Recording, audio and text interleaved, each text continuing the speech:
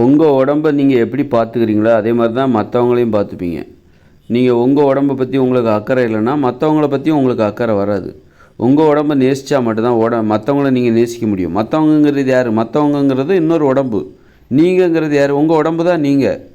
உங்கள் உடம்பு அழிஞ்சு போச்சுன்னா நீங்களும் முடிஞ்சு போச்சிங்க. நீங்களும் அவ்வளோதான், உங்கள் வாழ்க்கையும் முடிஞ்சு போச்சு.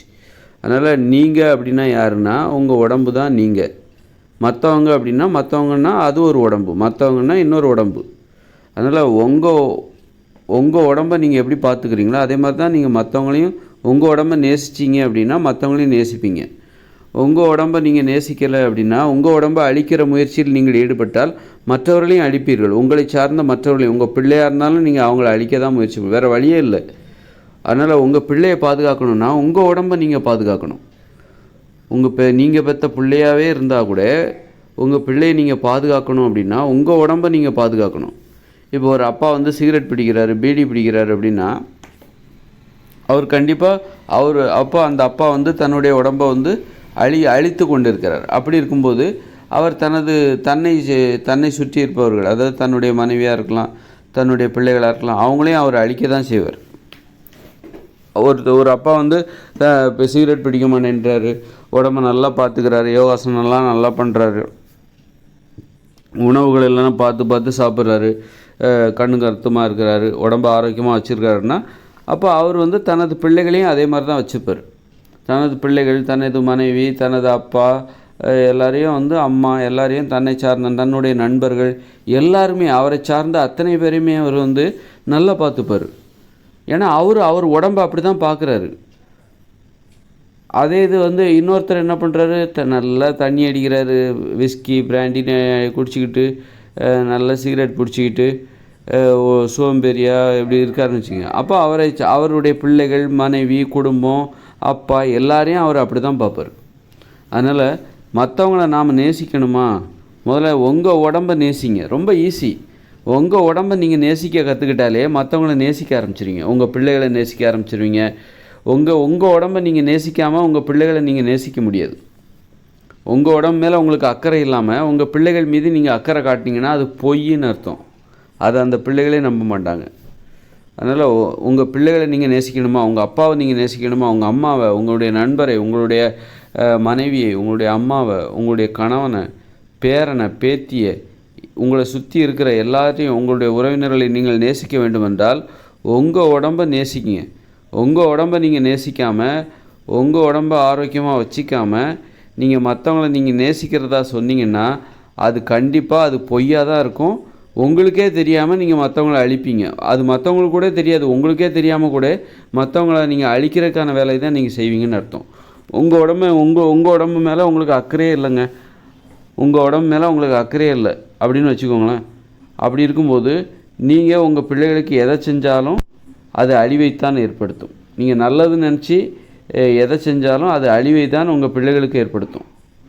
அது உங்கள் பிள்ளைகளுக்கு, உங்களுடைய அம்மாவுக்கு, அல்லது உங்கள் மனைவிக்கு, உங்களுடைய கணவனுக்கு, உங்களுடைய நண்பர்களுக்கு நீங்கள் நல்லது நினச்சி எதை செஞ்சாலும் அது அழிவைத்தான் ஏற்படுத்தும். அதனால் உங்கள் உடம்பை நீங்கள் பாதுகாக்கிறீங்களா, ஆரோக்கியமாக கண்ணும் கருத்துமாக வச்சுக்கிறீங்களா, அப்போ நீங்கள் எதை செஞ்சாலும் அது உங்கள் பிள்ளைகளுக்கு நீங்கள் தீயதை செஞ்சாலும் அது நல்லதாகவே முடியும். உங்கள் நண்பர்களுக்கு நீங்கள் தீங்கு செய்யணும்னு நினச்சாலே அது நல்லதாகவே முடியும். ஆனால் தீங்கு செய்யணும்னு நினைக்க மாட்டீங்க. நீங்கள் எதை செஞ்சாலும் அது நல்லதாகவே முடியும்.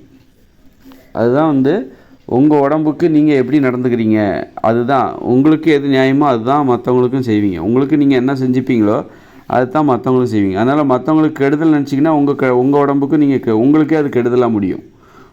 உங்களுக்கு நீங்கள் கெடுதல் பண்ணிங்கன்னா மற்றவங்களுக்கும் கெடுதல் பண்ணுவீங்க. உங்களுக்கு நீங்கள் நல்லது பண்ணிங்கன்னா மற்றவங்களுக்கும் நல்லது பண்ணுவீங்க. உங்களுக்கு நல்லது மற்றவங்களுக்கு கெடுதல் இப்படி பண்ணவே முடியாது. அல்லது உங்களுக்கு கெடுதல் அல்லது மற்றவங்களுக்கு நல்லது, எனக்கு நான் கெடுதல் பண்ணிப்பேன், மற்றவங்களுக்கு நான் நல்லது பண்ணிப்பேன் அப்படின்னு ஒன்றும் பண்ணவே முடியாது. அது உதாரணத்துக்கு நீங்கள் சிகரெட் பிடிக்கிறீங்க, உங்கள் பிள்ளைக்கு நல்லது பண்ணணும்னு நினச்சிங்கன்னா கண்டிப்பாக அது நல்லதாகவே இருக்காது.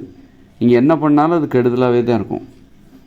அதனால் உங்களுக்கு நல்லது பண்ணிவிட்டு மற்றவங்களுக்கு கெடுதல் பண்ண முடியாது, உங்களுக்கு கெடுதல் பண்ணிக்கிட்டு மற்றவங்களுக்கு நல்லது பண்ண முடியாது. உங்களுக்கு நீங்கள் எதை செய்கிறீங்களோ அதுதான் மற்றவங்களுக்கு நடக்கும், மற்றவங்களுக்கு செய்வீங்க. அதனால் ஒருத்தர்கிட்ட போயிட்டு நம்ம பழகுறோம் அப்படின்னா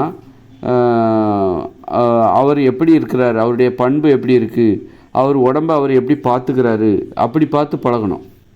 அவர் நல்லா பார்த்துக்கிறாரு, உடம்பை ஆரோக்கியமாக வச்சுக்கிறாரு, அவர் உடம்பு மேலே அவருக்கு அக்கறையோடு இருக்கிறார் அப்படின்னா, அப்படிப்பட்டவங்களோட பழக்கம் உங்களுக்கு கிடச்சிதுன்னா அவரால் உங்களுக்கு பல நன்மைகள் வந்து சேரும். ஒருத்தர் தன்னுடைய உடம்பே ஒழுங்காக பார்த்துக்கலன்னா அவர்கிட்ட போய் நீங்கள் நட்பு ஏதோ பார்த்து வச்சுக்கிறீங்க, அல்லது வந்து நீங்கள் ஒருத்தரை காதலிக்கிறீங்க, ஆனால் அவருக்கு வந்து அதுதான் வந்து ஒருத்தன் குடிக்கிற பழக்கம் இருக்கா, சிகரெட் பிடிக்கிற பழக்கம் இருக்கா அப்படின்னு ஏன் விசாரிக்கிறாங்க? அப்படி நல்ல பழக்கம் இருக்கிறவங்ககிட்ட போய் ஏன் கல்யாணம் பண்ணணும்னு நினைக்கிறாங்க? நல்ல பழக்கம் இருக்கா, அவங்கள தான் கல்யாணம் பண்ணணும்னு நினைப்பாங்க, ஒரு ஆணோ பெண்ணோ. காரணம் என்னென்னா அவங்க தான் அந்த தன்னை திருமணம் செய்து கொள்கிறவர்களுக்கு நல்லது செய்வாங்க. அதனால் நல்ல பழக்கம் உடையவர்களை ஏன் நல்ல பழக்கம் என்பது ஒருத்தருக்கு நல்ல பழக்கம் இருக்குன்னா அவர் மற்றவங்களுக்கு நல்லது செய்கிறாருன்னு அர்த்தம், நல்லது செய்வார்னு அர்த்தம், நம்பலாம் அவரை. கெட்ட பழக்கம் இருக்குது அப்படின்னா கண்டிப்பாக அவர் கெட்டது தான் செய்வார் மற்றவங்களுக்கு. அதனால் பிறரை நேசிக்க வேண்டுமென்றால் முதலில் நமது உடலை நேசிக்க வேண்டும்.